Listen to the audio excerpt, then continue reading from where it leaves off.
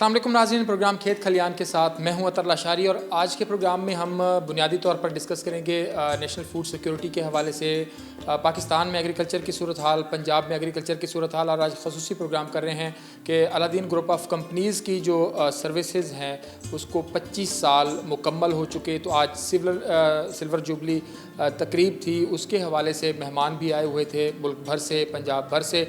उसके अंदर कुछ चीज़ें जो हैं वो अहम इश्यूज़ भी उठाए गए, डिस्कस हुए। काश्तकारों के नुमाइंदे भी इसमें मौजूद थे, फेडरल मिनिस्टर भी इसमें मौजूद थे, प्रोविंशियल मिनिस्टर भी मौजूद थे। तो इसी प्रोग्राम के हवाले से ही आज हमने ये खेत खलियान जो है वो तरतीब दिया है। प्रोग्राम के इस पहले हिस्से में मेरे साथ मौजूद हैं जनाब खालिद महमूद खोखर साहब। आप चेयरमैन हैं किसान इत्तेहाद पाकिस्तान के, मैं उन्हें खुश आमदीद कहूँगा खेत खलियान में। इसी तरह national food security and research के वफाकी वज़ीर जनाब सैयद फ़खर इमाम साहब। आप इसके अलावा भी इनका बहुत बड़ा हवाला है कि ख़ुद तरक्की पसंद काश्तकार हैं, काश्तकारी को सिर्फ इश्क करते हैं। मैं बहुत शुक्रगुज़ार हूँ कि इन्होंने टाइम दिया। और आज के मेरे तीसरे मेहमान हैं chairman Aladdin group of companies और मेंबर कौमी असम्बली जनाब चौधरी इफ्तिखार नज़ीर साहब। बहुत शुक्रिया सर। सबसे पहले तो मैं आपसे शुरू करूँगा, ये फरमाइएगा कि इस वक्त पाकिस्तान में, क्योंकि आपकी क्वालिफ़िकेशन बाहर से है, आप एग्रीकल्चर के हवाले से भी जब बाहर जाते हैं तो आपकी नज़र होती है कि दुनिया के अंदर क्या हो रहा है, पाकिस्तान में क्या हो रहा है, कितना पोटेंशियल मौजूद है पाकिस्तान में एग्रीकल्चर का, और इस वक्त जहां हम खड़े हैं कितना ज़रूरत है मज़ीद काम करने की। जी शुक्रिया आपका जी। मैं समझता हूं कि जो आपने कहा कि पाकिस्तान में क्या पोटेंशियल है और हम कहां खड़े हैं, पाकिस्तान इस वक्त हमारा जो शुमार है वो इतना ज़्यादा नहीं है जहां कि हमें होना चाहिए था 73 साल आज़ादी के बाद। पर हमने कुछ हद तक अपने जो मेन क्रॉप्स हैं उनको मेंटेन तो किया, पर उसमें हमने ग्रीन रेवोल्यूशन के बाद ब्रेक थ्रू कोई नहीं किया। 5 हमारे मेजर क्रॉप्स हैं, गंदम सब ज़्यादा।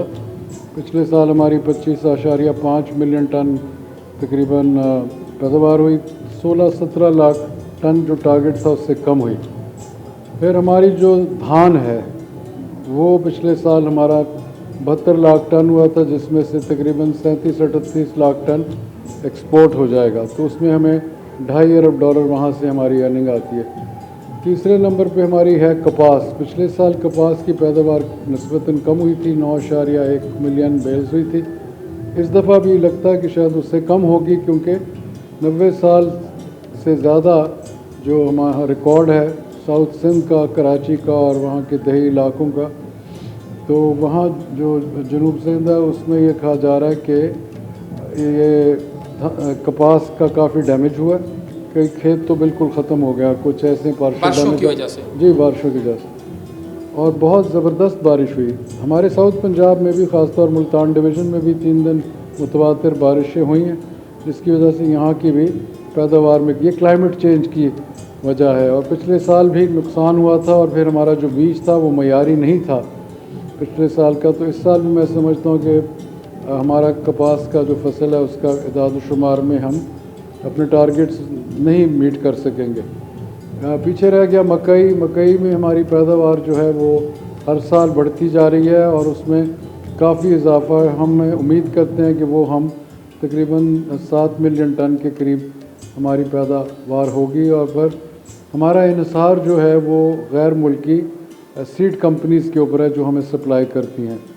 जहाँ तक गन्ने का ताल्लुक़ है, गन्ने में भी हमारे इतला जो आ रही हैं कि पिछले साल से निस्बतन ज़्यादा होगा। 2 इसमें पहलू जो फौरी तौर पे हमें करने हैं हुकूमत की तरफ से, एक कि हमने मिनिमम सपोर्ट प्राइस अनाउंस करनी है जो चंद दिनों में हम कर रहे हैं, जिसकी पहले ECC में हम लेकर जाएंगे। हमने तमाम 4 सूबे से इस पर तफसील मशवरे भी किए और अब भी जारी हैं। वहाँ लाकर फिर ये काबीना में इसका हम, और काश्त होने से पहले हम चाहते हैं कि इसका ऐलान हो, क्योंकि फिर काश्तकार को ये पूरी तवज्जो से वो इसमें इन्वेस्टमेंट करेंगे, और नहीं फिर उनको पता होगा कि उनको जायज़ मुआवजा भी मिलेगा, और उसमें फिर वो पूरी मेहनत करेंगे। उसमें खाद का इस्तेमाल होगा, फंजिसाइड्स का होगा, वीडिसाइड्स का होगा, पेस्टिसाइड्स का होगा, जिस की ज़रूरत होगी उस पर वो बहुत ज़्यादा तवज्जो दें। और पाकिस्तान की जो गंदम की पैदावार की नेशनल एवरेज जो 27 मन है पर एकड़, 22 मिलियन एकड़ हम काश्त करते हैं। अगर उसमें हम 1 मन भी बढ़ा देते हैं तो उसका 7.5 लाख टन का फ़र्क पड़ता है। यानी कि अगर हम 2.5 मन या 3 मन बढ़ा देंगे तो हमारे पास सरप्लस गंदम इंशाल्लाह हो जाएगी। 15-18 टन तक पहुंच जाएगी। जी जी। अभी खालिद महमूद खोखर साहब यहाँ पर मौजूद हैं। मैं आज जो अलादीन ग्रुप ऑफ कंपनीज़ की जो तकरीब हो रही थी उसमें आपकी मैं तकरीर सुन रहा था कि तरक्की हो रही है लेकिन काश्तकार वहीं खड़ा है, काश्तकार आगे नहीं बढ़ रहा। पेस्टिसाइड के हवाले से बात करें, सीड डेवलपमेंट के हवाले से बात करें, क्लाइमेट चेंज के हवाले से बात करें, सब कुछ ठीक है। आपको लगता है कि कहीं काश्तकार जदीद टेक्नोलॉजी को अभी तक समझ नहीं पाया या कुछ और मसाइल हैं कि जो आपकी बातें हैं कि काश्तकार आगे नहीं जा सका? आप कह रहे थे कि मेरी कपास भी है और जितनी भी वो अच्छी हो जाए मुझे बचत नहीं हो सकेगी, उसकी वजूहत क्या नज़र आ रही हैं? देखिए जी, पहली बात तो ये है कि इस वक्त तक हम जदीद रिसर्च और जदीद टेक्नोलॉजी हमने नहीं अपनाई। दुनिया हमसे बहुत आगे निकल गई। ख़ुसूसन अगर कपास में देखें कि हमारे पास बॉल गार्ड 1 है जो चोरी का है। हमने वो जीन कहीं से हासिल नहीं किया, खुद नहीं लिया, किसी से ख़रीदा नहीं है। दुनिया बॉल गार्ड 3-4 पे चली गई है, हम वहीं खड़े हैं। आप ऑस्ट्रेलिया को ले लें, जो एक वक्त में वहाँ 20-22 स्प्रे होते थे, अब वहाँ पे 2 होते हैं। अब हम 20 से 25 स्प्रे भी कर लें लेकिन हमें उसका रिज़ल्ट वो नहीं मिल रहा जो हमें दरकार है। इस वक्त हमारे लिए कॉटन पे सबसे बड़ा जो चैलेंज था वो वाइट फ्लाई है, जिस पे हम टोटली फेल हो चुके हैं। मैं आज डीजी खां की तरफ गया हूँ, कपास भी काली स्याह थी और कपास से हट के वो कमाल को मैंने देखा था, कमाल भी काला स्याह हुआ है। वाइट फ्लाई हमारे पास इस वक्त कोई ऐसा केमिकल नहीं है जिससे हम वाइट फ्लाई को कंट्रोल कर सकें। सही। तो इसलिए हमें जदीद टेक्नोलॉजी पे जाना चाहिए, हमें दुनिया से रब्ता करना चाहिए, हमें वो टेक्नोलॉजी लानी चाहिए यहाँ पे। उसके बगैर ये चीज़ मुमकिन नहीं है कि हम कपास काश्त कर सकें। अगर आज हम ये समझें कि हम पेस्टिसाइड से कपास काश्त कर लेंगे, दुनिया नहीं कर सकी, दुनिया उसको छोड़ के जदीद टेक्नोलॉजी भी चली गई है, तो क्या हमारे पास उनसे ज़्यादा बेहतर पेस्टिसाइड है? तो इसलिए हमें जदीद टेक्नोलॉजी पे जाना चाहिए। उस पर हाँ, मैं हुकूमत से ये ज़रूर रिक्वेस्ट करूँगा कि प्राइवेट सेक्टर को जितना हुकूमत सपोर्ट कर सके, जितनी सहूलतें देनी चाहिए उसको, बिल्कुल सही, ताकि वो जदीद सीड आगे लेके आ सके। इस वक्त हमारा सबसे बड़ा इशू ही बीज है और बीज रिसर्च के बाद हमारा बड़ा मसला कॉस्ट ऑफ प्रोडक्शन है। हमारे पास लेवल प्लेइंग फील्ड नहीं है हमारे काश्तकार के पास। हमारी कॉस्ट ऑफ प्रोडक्शन रीजन में ज़्यादा है। हमारा मुकाबला है इंडिया के काश्तकार से, उसकी कॉस्ट ऑफ प्रोडक्शन हमसे बहुत कम है। हमें यूरिया मिलती है 1700-1800 में, उनको पाकिस्तान रुपीज़ में को 540 रुपये की मिलती है। इस तरह DAP में फ़र्क है। हम बिजली का बिल अदा नहीं कर सकते, उनकी बिजली वहाँ पे मुफ्त है। और वहाँ पे काश्तकार को जो सहूलियात हैं इनपुट्स की, वो डोर स्टेप पे हैं, जबकि हमारे यहाँ ऐसी कोई चीज़ नहीं है अभी तक। अब मोहतरम सैयद फ़खरी इमाम साहब आए, कुछ महीने माह से कोशिश कर रहे हैं और हद से ज़्यादा कोशिश कर रहे हैं। हमें इनसे उम्मीदें भी बहुत वाबस्ता है। लेकिन वहाँ पे इस्लामाबाद में जो कुछ मैंने देखा, वहाँ पे बहुत और स्ट्रॉन्ग लॉबीज़ भी बैठी हैं जो एग्रीकल्चर के मुखालिफ लॉबीज़ हैं, जो एग्रीकल्चर को प्रमोट नहीं होने देती।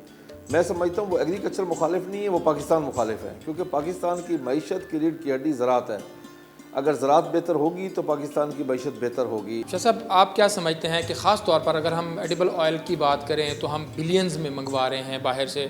हम सूरजमुखी की बात करें, कैनोला का इस दफ़ा आपने कहा है कि हम उस पर सब्सिडाइज़ कर रहे हैं, लेकिन हमारे पास तो बीज ही उसका पूरा नहीं है। इसी तरह मुख्तलिफ जो और बीज हैं जो प्राइवेट कंपनीज़ मंगवा रही हैं, आपको लगता है कि वो हमारी ज़रूरत से बहुत थोड़ा है? आप उनको अगर इनकरेज करें तो वो मज़ीद आगे आएँ और हमारे पास बीज भी हो और टेक्नोलॉजी भी हो। जी बिल्कुल, मेरे ख़्याल में हुकूमत वक्त को ये चाहिए कि जितना भी वो तहकीक करवा सकते हैं ख़ुद भी करें, और अगर कोई उनके साथ मिलकर प्राइवेट कंपनीज़ हैं तो पब्लिक प्राइवेट पार्टनरशिप भी इसमें हो सकती है, तमाम दुनिया में होती। और हम बुनियादी रिसर्च तो हर जगह यूनिवर्सिटीज़ में होती है। हमारे यहाँ यूनिवर्सिटीज़ में कुछ होती है, पर हमने उसके अलावा भी रिसर्च इदारे बनाए। वफाकी सतह पर PARC Pakistan agriculture research council, NARC national agriculture research council, फिर हर सूबे की अपने एक रिसर्च का पूरा सिस्टम है। और उनके पंजाब का फैसलाबाद में उनका इदारा है, टंडोजाम, ये तरनाब पेशावर के साथ एक जगह है, बलूचिस्तान में कोटा के नज़दीक है। तो इस तरह हर सूबे का अपना एक इदारा है और वफाक का भी है, और हमारी उनके साथ कोऑर्डिनेशन तो है, पर उसमें भी इन्वेस्टमेंट की ज़रूरत है। वहाँ भी हमें चाहिए कि हम फंडिंग दें। इस वक्त 80 से 90% उनके जो पैसे हैं सिर्फ इस्टेब्लिशमेंट कॉस्ट, उनकी तनख्वाहों पे या उनकी व्हीकल्स पे या उनके आमदोरफ़्त पे चले जाते हैं। तो जो असली मसला होता है कि उसके वहाँ रिसर्च का जो इन्वेस्टमेंट होती है ना उनमें बीज में, उसके ऊपर जो बेहतरी का रास्ता है, उसमें निस्बतन बहुत कम हमारी इन्वेस्टमेंट है। तो मेरा ख्याल में कि हमें उधर ज़रा फोकस करके करना चाहिए, क्योंकि पाकिस्तान में जब बजट बनते हैं तो वहाँ कंपीटिंग इंटरेस्ट आ जाते हैं हर तरह के। बिल्कुल सही। और वो क्योंकि सबसे बड़ा तो हमारा हमें जो हमने कर्ज़े लिए हैं उसके वापसी करनी है, 2900 अरब तो वापसी पे चला जाता है। फिर दिफा जो सबसे ज़रूरी हमारे लिए एक मसला है, क्योंकि हमारे दुश्मन बहुत ज़्यादा हैं, ख़ास तौर पे डायरेक्टली हमारे बॉर्डर पे इंडिया, तो वहाँ में इन्वेस्टमेंट की ज़रूरत है। और फिर तीसरा है जो सिविल एडमिनिस्ट्रेशन है, फिर जो रह जाते हैं पैसे 700-800 अरब, मैं वफाक की बजट की बात कर रहा हूँ, तो उसमें फिर वो जो ज़राअत की इन्वेस्टमेंट के लिए पैसा हो जाता है वो बहुत कम रह जाता है। तो इसलिए हमें चाहिए कि हमें एक चीज़ की नहायत ज़रूरत है, जो भी मेरे यहाँ साथी ने कहा कि एक्सटेंशन के ज़रिए जो भी चेंज आती है काश्तकार तक पहुँचनी चाहिए। अब तो मॉडर्न टेक्नोलॉजी का दौर है, दूसरे ममालिक में तो इतने कम लोग काश्त में इन्वॉल्व हैं कि हमारे यहाँ तो मुवाजना किया जाए, हमारा तो पूरे के पूरे ख़ानदान बेचारे वहाँ धंसे होते हैं और फिर उनको मुआवजा ही नहीं मिलता। तो इसलिए हमें एक ओवरऑल थोड़ी सी अपनी स्ट्रैटेजी में तब्दीली करनी पड़ेगी कि अगर हम थोड़ा सा भी ये गंदम, कपास, गन्ना, मकई और धान की पैदावार में इजाफा करते हैं प्रोडक्टिविटी पर हेक्टेयर, तो फिर उस जो वहाँ से हमें छुटकारा होगा ज़मीन का, वो हम हाई वैल्यू चीज़ें ले आएंगे, उसमें हम वेजिटेबल और फ्रूट्स ले आएंगे, उसमें हम लाइफ स्टॉक पे ज़्यादा कर सकेंगे। और लाइफ स्टॉक 60% हमें दे रहा है इस वक्त हमारे जीडीपी का। तो ये वो चीज़ें हैं। फिर फिशरीज़ भी है, उसका बड़ा स्कोप है। फॉरेस्टेशन जिस तो अब चली गई है, क्लाइमेट की जो है हमारी मिनिस्ट्री, उनके बाद। तो ये हमारे 4-5 पहलू हैं ज़राअत के, जिसके ज़रिए पाकिस्तान तेज़ी कर सकता है, अगर हमें कोई ब्रेक थ्रू हम अपने क्रॉप्स में ख़ास तौर पे करें तो बिल्कुल सही। आखिर में चौधरी इफ्तिखार नज़ीर साहब, आप क्या समझते हैं कि अभी पंजाब के हवाले से बात करें, विफाक के हवाले से बात करें, क्योंकि अभी आप भी, आपका इदारा भी और मुख्तलिफ और जो इदारे हैं वो भी एडिबल ऑयल और मुख्तलिफ और सीड्स जो हैं वो इम्पोर्ट कर रहे हैं। आपको लगता है कि आप अगर इसमें मज़ीद कुछ एफ़र्ट्स करें तो ज़ाहिरी बात है कि काश्तकार आपकी तरफ देख रहा होता है, काश्तकार, लाखों काश्तकार आपके साथ जुड़े हुए हैं, आपका जो नेटवर्क है पूरा उसके थ्रू आप तक जुड़े हुए हैं, तो उन तक अच्छा बीज पहुंचाया जा सकता है और अच्छी टेक्नोलॉजी जो है वो पंजाब और विफाक के साथ मिल के पहुँचाई जा सकती है। देखिए जी, जहाँ तक तल्लुक़ सीड का है तो पाकिस्तान में नो डाउट अब जो प्राइवेट सेक्टर है वो सीड पे काफ़ी काम कर रहा है, वेजिटेबल सीड पे बहुत काम हो रहा है और हम काफ़ी अच्छी वैराइटीज़ बनाने में कामयाब भी हो गए हैं। लेकिन अगर आज हम इसका मुकाबला करें चाइना का, इंडिया का या थाईलैंड, यूरोप का, तो हम अभी उनसे बहुत पीछे हैं। लेकिन मैं समझता हूँ कि अगर ये सफ़र शुरू हुआ है और ये इसी पे अगर काम होता रहे तो ये यकीनन अगले 4-5 सालों में हम सीड में हम बहुत बेहतरी ला सकते हैं। जहाँ तक आपने वो एडिबल ऑयल की बात की है तो उसमें अभी फ़िलहाल तो जैसे चाइना से कैनोला आ रहा है, इंडिया से कुछ सीड आते थे लेकिन वहाँ से तो अभी बैन है, लेकिन चाइना से सीड आ रहे हैं। लेकिन उसमें भी गवर्नमेंट ने अभी सब्सिडी दी है कैनोला पे, 5000 रुपया पर बैग जो है वो उसने सब्सिडी दी है और ये सब्सिडी जितने का बैग है ये उतनी ही सब्सिडी है, यानी फार्मर को ये मुफ्त मिलेगा। लेकिन अभी भी इस पे काम होना काफ़ी बाकी है कि जो पंजाब गवर्नमेंट है या फेडरल गवर्नमेंट है ये लोगों को मोटिवेट करे कि लोग इस तरफ आएँ, और जब ये लोग इस तरफ आना शुरू होंगे तो ऑटोमेटिकली लोग सीड पे भी काम शुरू कर देंगे, बाहर से सीड भी आना बेहतर शुरू हो जाएगा, यहाँ लोकल भी प्रोड्यूस होना शुरू हो जाएगा। तो ये यकीनन मोटिवेशन की बात है। जब ज़िम्मेदार मोटिवेट होगा, जब उसकी डिमांड आएगी तो ऑटोमेटिकली ये चीज़ें बेहतरी की तरफ आ जाएंगी। तो लगता है कि फ्यूचर अच्छा होने जा रहा है ये यकीनन इंशाल्लाह ये फ्यूचर अच्छा होना ही है, तो ये इस मुल्क ने तरक्की करनी है। अगर ये एग्रीकल्चर का फ्यूचर नहीं होगा तो फिर ये मुल्क तरक्की नहीं कर सकता। इसलिए इंशाल्लाह हम तो बड़े पुरुमीद हैं, लेकिन थोड़ा सा इसमें अल्टीमेटली जो पब्लिक सेक्टर है उसका एक बहुत बड़ा रोल है कि टेक्नोलॉजी बाहर से लेके आए, ज़िम्मेदार को उसको इंट्रोड्यूस करवाए। तो जब नई टेक्नोलॉजी आएगी तो ऑटोमेटिकली चीज़ें बेहतरी की तरफ आ जाएंगी। और यकीनन अब जो किसान है वो भी चाहता है, क्योंकि किसान की हालत बहुत ख़राब है, वो भी चाहता है कि मैं कोई मॉडर्न जो है टेक्नोलॉजी पे काम करूं ताकि मेरी पैदावार बढ़े। तो मैं समझता हूं कि अगर इसी तरह जैसे पीर साहब अब हमारे मिनिस्टर हैं और जैसे ये चाहते हैं कि एग्रीकल्चर के लिए मैं कुछ काम कर दूं, तो यकीनन इंशाअल्लाह मैं समझता हूं कि अगले मतलब के चंद सालों में इसमें बहुत बेहतरी आएगी इंशाअल्लाह। बहुत बेहतरी आएगी। मैं बहुत शुक्रगुजार हूँ चौधरी इफ्तिखार नज़ीर साहब आपका, सैयद फ़खर इमाम साहब आपका और खोकर साहब, खालिद महमूद खोकर साहब आपका। यहाँ पर वक्त एक छोटे से ब्रेक लेते हैं, हमारे साथ रहिएगा।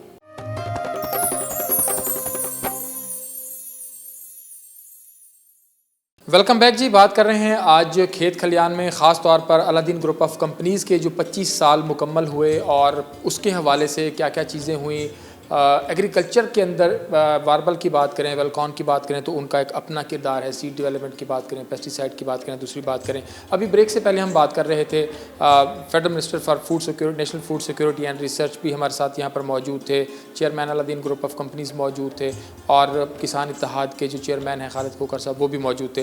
प्रोग्राम के इस हिस्से में मेरे साथ मौजूद हैं CEO Aladdin group of companies Haji Ataur Rahman sahab. मैं उन्हें खुशामदीद कहता हूँ अपने प्रोग्राम में।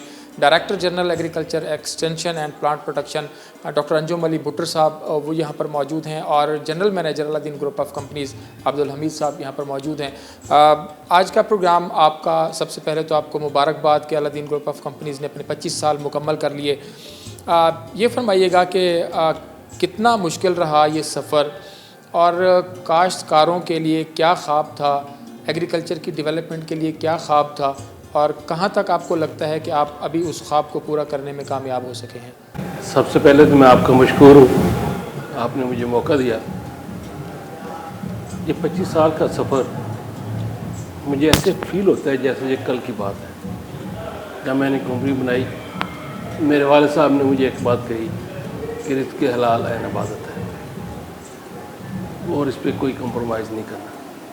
और अल्हम्दुलिल्लाह इसमें मुश्किलात भी आई, इसमें तेज़ी से तरक्की भी आई, लेकिन अल्लाह ताला के करम और फजल से हमने इसमें काश्तकार की बेहतरी के लिए काश्तकार तक अपनी टीम भेजी, फील्ड सर्विसेज फराहम की और अल्हम्दुलिल्लाह आज हमारा काश्तकार हमसे मुतमईन है।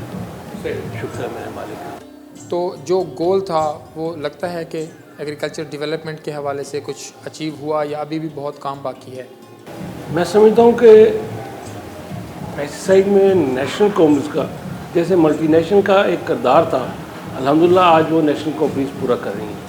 हमारा गोल अल्हम्दुलिल्लाह जहाँ तक हमने कोशिश की, अल्लाह ताला ने हम पे मेहरबानी फरमाई।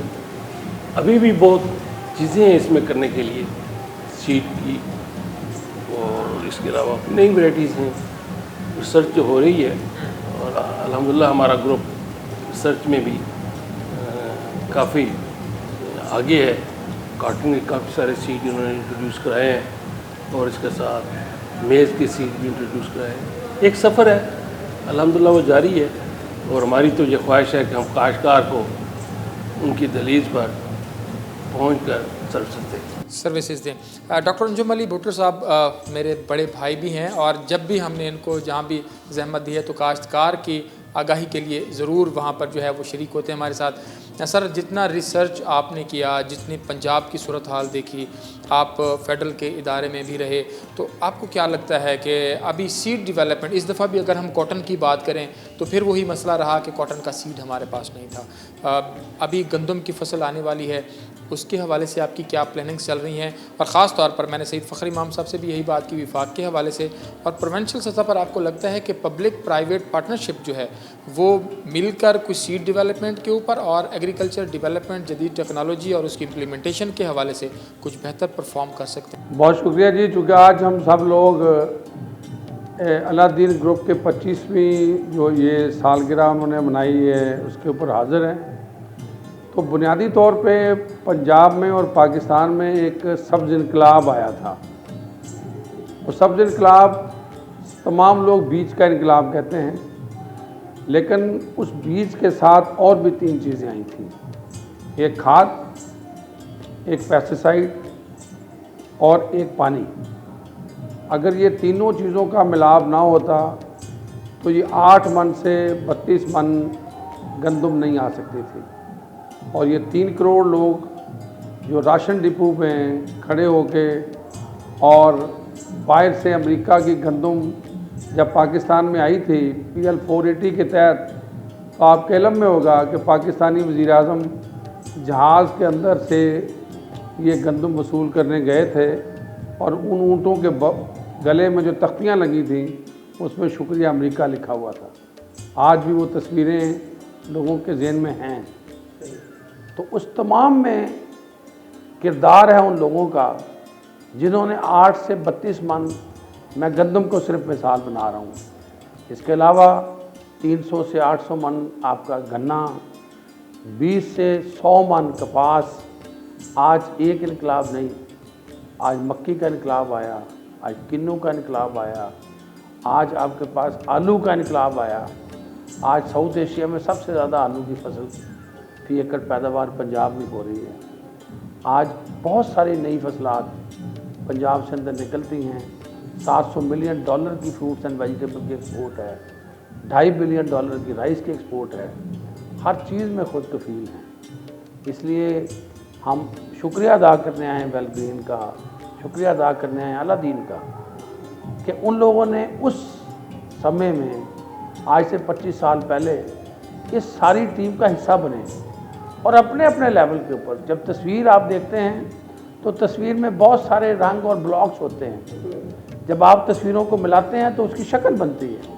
हर बंदे ने, चाहे काश्तकार है, चाहे वो पेस्टिसाइड कंपनी का नुमाइंदा है, चाहे खाद कंपनी का नुमाइंदा है, चाहे वो ज़री कारकुन है जो सरकार से तनख्वाह लेता है, उसका अपना अपना तरीक़ाकार और अपना अपना रोल होता है। और मैं उन गुमनाम सिपाहियों को जो सिस्टम में आके अपना किरदार अदा के चले जाते हैं, उनको हमेशा बहुत हाई रैंक देता हूँ, क्योंकि मैं समझता हूँ कि जिस मज़हब में ये बुनियाद है कि जो बंदा किसी को एक नवाला खाने को देगा वो सदका जारिया है। इतने लोग काश्तकार की फलाह के लिए, काश्तकार की बेहतरी के लिए काम कर रहे हों तो वो कैसे सवाब नहीं हो सकता। आप किसी के खेत में कीड़े को रोकते हैं तो उसकी पैदावार बढ़ती है, उसकी पैदावार बढ़ने से वो प्रोडक्टिविटी किधर जाती है, वो लोगों के वसाइल में इजाफा करती है। तो ये बहुत बड़ी बात है। इसी से मैं अर्ज़ करता हूँ कि आज किसी और इनकलाब की दावत दे रहा है वक्त। आज वो 32 मन हमारे लिए नाकाफ़ी हो रही है। पहले किसी दौर में हम 3 से 21 करोड़ हो के 7 गुना आबादी में इजाफा करके हम पैदावार को 10 गुना इजाफा पे ले गए और हम सरप्लस हो गए। आज बेच रहे हैं, आज हमारा एक रोल है, किरदार है, लेकिन आज उससे बहुत आगे जाने की ज़रूरत है। इसीलिए आज की जो इतनी बड़ी महफ़िल सजाई गई, इसमें मैं फिर अलादीन को ही क्रेडिट देता हूँ कि उन्होंने तमाम लोगों को कहा, और ये इनका एजाज़ है कि उसकी इनके आज के इजलास में वो तमाम लोग जो पाकिस्तान में मैटर करते हैं वो सब तशरीफ़ लाए। बिल्कुल ऐसे जी, रोही टीवी भी हमेशा साथ ही रहा है और ज़राअत की डेवलपमेंट के हवाले से जहाँ भी कोई बेहतरी का मैसेज है वो हमने ज़रूर दिया है। अब्दुल हमीद साहब, आप फरमाइएगा कि ज़ाहिर बात है इस पहर तक आप बहुत थक भी गए होंगे, और लेकिन आपका जो आज का प्रोग्राम था वो मैंने कुछ देखा और उसमें प्रोग्राम की खूबसूरती को और कामयाबी के बाद जो है वो जो ऑर्गेनाइज़र होते हैं उनकी थकावट भी दूर हो जाती है। प्रोग्राम के हवाले से भी थोड़ा सा बताइएगा, और ये बताइएगा कि किस तरह देख रहे हैं मार्केट मैकेनिज़्म को, पेस्टिसाइड के हवाले से भी, सीड डेवलपमेंट के हवाले से भी, कितनी तैयारी कर ली है आगे गंदम के हवाले से, और काश्तकारों के लिए किस तरह की एडवाइजरी जो है वो अपनी टीम के थ्रू दे रही हैं। देखिए जी, पहले तो आप रोही टीवी का बहुत बहुत शुक्रिया कि आज इस अलादीन ग्रुप ऑफ कंपनीज़ की 25 साल तकरीबात के मौका पर, सिल्वर जुबली के मौका पर ये आपने प्रोग्राम रखा और हमें मदऊ किया। बाकी रही दुकान की बात, तो ये खुशी का मौका है। ये एक माशाल्लाह 25 साल सफ़र के आज एक सेलिब्रेशंस का मौका है, तो बिल्कुल दुकान नहीं है, खुशी का मौका है। तो उस खुशी के मौके पे जो है हम बिल्कुल जो है इस वक्त भी चाको चौबंद हैं। तो रहा इसमें गंदम के सिलसिले में, तो अलादीन ग्रुप ऑफ कंपनीज़ की फील्ड फोर्स दिन रात करके अपनी फील्ड सर्विसेज के ज़रिए इंशाअल्लाह इसमें अपना किरदार अदा करेगी और गवर्नमेंट के शाना बशाना जो है इंशाल्लाह हम जो अपने किसान की ज़रूरी पैदावार में उसकी जो फ़ी एकड़ औसत पैदावार है उसमें इजाफे के लिए इंशाल्लाह हम बायस बनेंगे। क्यों हम समझते हैं कि अगर बेहतरीन ज़रूरी मदाखल होंगे और साथ साथ जो टेक्नोलॉजी है जिसमें अभी माशाल्लाह अंजन भुट्टो साहब कह रहे थे कि गंदम के सिलसिले में वक्त पे काश से ही जो है पैदावार में बहुत इजाफा हो जाता है। इसका एक एक दिन लेट होने से इसकी गंदम में की पैदावार में कमी हो जाती है।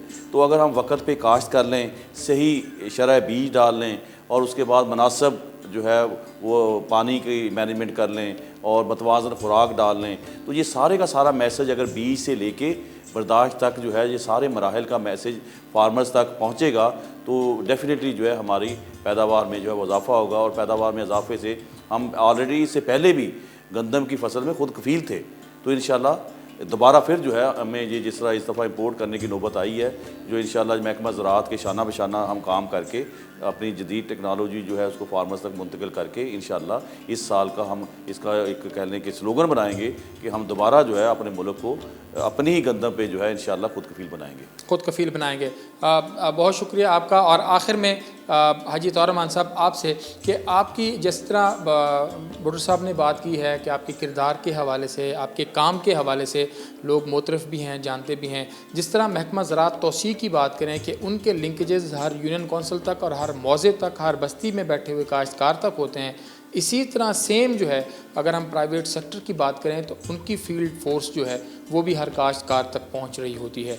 तो आपको काश्तकारों का फीडबैक भी आ रहा होगा, तो क्या आप वो जो काश्तकारों का फीडबैक आ रहा होता है उसकी बुनियाद फिर जैसे डायरेक्टर साहब हैं, डीजी साहब हैं, फेडरल मिनिस्टर हैं, प्रोविंशियल मिनिस्टर हैं, उनके साथ या कहीं कोई मीटिंग्स होती हैं तो उनके साथ वो जो उनकी तकालीफ, मसाइल या मुशावरत किसानों की आ रही होती है, फीडबैक आ रहा होता है, वो फिर शेयरिंग हो रही होती है और आपकी उस शेयरिंग को जो है वो वेटेज दिया जाता है? जहाँ तक महकमा ज़राअत का तल्लुक़ है, हर साल PCPA और महकमा ज़राअत आपस में बैठते हैं, बैठ के मशावरत करते हैं, मुख्तलिफ इजला मुख्तलिफ कंपनियों को डिप्यूट किए जाते हैं, फिर हम दोनों मिलकर जॉइंट एफर्ट करते हैं। और अल्हम्दुलिल्लाह इस साल भी भुट्टो साहब मौजूद हैं, इनकी प्लानिंग होगी, हम उसमें शामिल होंगे। जो ज़िले हमारे ज़िले विलेज होंगे, जो ज़िले हमारे ज़िले होंगे, हम उसमें इनका साथ बढ़ाएंगे। और इसी तरह पूरी PCPA यही काम करती है, काश्तकार तक पहुँचते हैं, उन्हें वहाँ फीडबैक देते हैं, उन्हें मशावरत करते हैं, जहाँ महकमा ज़राअत के लोग पहुँचते हैं, हम दोनों आपस में मशवरे से इंशाअल्लाह ज़रूरी इनकलाब लेके आएंगे। बहुत शुक्रिया। डॉक्टर साहब बता भी दें कि इस दफ़ा की जो गंदम की प्लानिंग है किस तरह से है और कितने एक्सपेक्ट कर रहे हैं और टारगेट्स क्या हैं? देखिए जी, इस वक्त अल्लाह ताला की बरकत शामिल हाल रही, क्योंकि उसकी मदद के बगैर कुछ नामुमकिन है, तो पंजाब इस साल 20 मिलियन टन गंदम का हदफ बनाएगा। पिछले साल पंजाब ने 1,94,00,000 टन गंदम हासिल की थी, इस साल 2 करोड़ की बात कर रहे हैं। हमारी कोशिश ये है कि हम अपने बड़े टारगेट्स रखें और उन टारगेट्स को अचीव करने के लिए जो बड़े मोटी मोटी चीज़ें हैं उनके ऊपर कमर बंद होके काम करें। पहला टारगेट तो हमारा ये है कि जो खाली रकबे पड़े हैं उनमें फ़ौरन गंदम काश्त कराने की कोशिश की जाए। जो रकबे किसी फसल के नीचे हैं, जिसमें कपास की मैं बात करूं, उसमें मेरी गुजारिश होगी कि अच्छी कपास में आप रिले क्रॉपिंग को लेके आएंगे। उसके बाद हम खुश काश्त की बात करेंगे, बत्तर काश्त की बात करेंगे, राइस एरिया में जीरो टिलेज ड्रिल की बात करेंगे। और उसके बाद जब वक्त के ऊपर काश्त में हमारा टारगेट 30 नवंबर तक है, हम चाह रहे हैं कि 100% कपास यानी 100% गंदम 30 नवंबर तक पंजाब में लग जाए। इसके साथ DAP की पूरी कोशिश है, उसकी दस्तयाबी की, उसकी मुनासिब कीमतों की, उसके ऊपर पंजाब हुकूमत की 500 रुपये की सब्सिडी जारी रहेगी। इसके अलावा हमारी फेडरल गवर्नमेंट के साथ वीडियोसाइड सब्सिडी की और रस्टेसाइड सब्सिडी की बात चल रही है और इंशाल्लाह हम जल्दी वो अनाउंस करने वाले हैं। DAP की पंजाब गवर्नमेंट की सब्सिडी जारी रहेगी और खाद के साथ साथ ये बड़ा खुशकिस्मत साल है कि इसमें इस साल तमाम डैम भरे हुए हैं और उन डैमों का फ़ायदा जनूबी पंजाब के ज़िम्मेदारों को ज़्यादा होगा इसलिए कि उनकी अगर कपास फारग होती है या बरियाल रकबे होते हैं तो वो पानी प्रायोरिटी पे दिया जाएगा। बिल्कुल ठीक है, बहुत शुक्रिया। मैं आज के प्रोग्राम के इस हिस्से के मेहमान हाजी अतौर रहमान साहब आपका, डॉक्टर अंजुम अली भुट्टर साहब आपका और अब्दुल हमीद साहब आपका बहुत शुक्रगुजार हूँ कि बहुत अहम बातें जो थी वो कुछ डिस्कस हुई, ज़ाहिर बात है। और इस दफ़ा गंदम का इंशाल्लाह साल है और अच्छी गंदम जो है वो तवक्को की जा रही है। यहाँ पर वक्त एक ब्रेक का ब्रेक लेते हैं, हमारे साथ रहिएगा।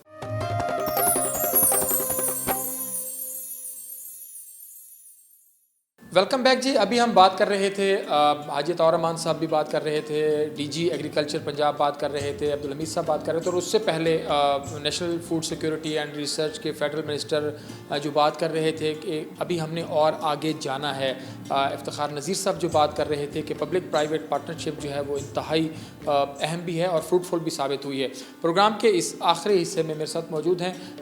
मेरी हमेशा से ख्वाहिश रही है कि जो पढ़ा लिखा और नौजवान तबका है, जब वो इस इंडस्ट्री के अंदर, इस सेक्टर के अंदर, एग्रीकल्चर के शोबे के अंदर आएगा तो ये शोबा भी बूस्ट करेगा। प्रोग्राम के इसी से मेरे साथ मौजूद हैं जनाब ज़ैन इफ्तिखार साहब, आप साहबजादे हैं chairman Aladdin group of companies Chaudhry Iftikhar Nazir sahab के। और प्रोग्राम में आज मेरे दूसरे गेस्ट हैं जनाब मसूदुर रहमान साहब, आप हाजी अतौर रहमान साहब जो CEO हैं अलादीन ग्रुप ऑफ कंपनीज़, उनके साहबजादे हैं। दोनों बेहतरीन मतलब नौजवान हैं, एनर्जेटिक हैं, पढ़े हुए हैं, और ये किस तरह एग्रीकल्चर को देख रहे हैं, इनके ख्वाब क्या हैं और किस तरह लेकर आगे जाना चाहेंगे। आप सबसे पहले ज़ैन भाई आप फरमाइएगा, कब से इस शोबे से जुड़े हैं, कब आपकी तालीम मुकम्मल हुई? और सबसे पहले तो आप दोनों को मैं मुबारकबाद देना चाहूँगा कि आज आपकी सिल्वर जुबली है अलादीन ग्रुप ऑफ कंपनीज़ की। तो ये बताइएगा कब से आपने ये शोबा ज्वाइन किया, अभी क्या मसरूफियात चल रही हैं, और ख़ास तौर पर एग्रीकल्चर डेवलपमेंट के हवाले से जब हम बात करते हैं तो प्राइवेट सेक्टर का एक बहुत बड़ा रोल है और ख़ास तौर पर अलादीन ग्रुप ऑफ कंपनीज़ भी उस रोल का एक हिस्सा है। तो कितना आप इसके साथ जुड़े हुए हैं और एग्रीकल्चर को कैसे देख रहे हैं, कैसा पोटेंशियल देख रहे हैं पाकिस्तान के अंदर? मुझे जी तकरीबन 6 साल हो गए हैं जी। मैं कनाडा में पढ़ रहा था, उसके बाद वापस आके तो मैंने फैमिली बिजनेस ज्वाइन किया। तो 6 साल से मैं जी इसी इंडस्ट्री के अंदर, इसी बिज़नेस के अंदर हूँ। अभी भी अगर हम लोग देखें तो जी, क्योंकि इतनी ये वास्ट इंडस्ट्री है, तो अभी भी मैं अपने आप को ये समझता हूँ कि जी मैं इसको लर्न कर रहा हूँ। Step by step, Aahista Aahista इसको समझ रहे हैं, इसके अंदर देख रहे हैं जी कहाँ पर बेहतरी लेके आई जा सकती है।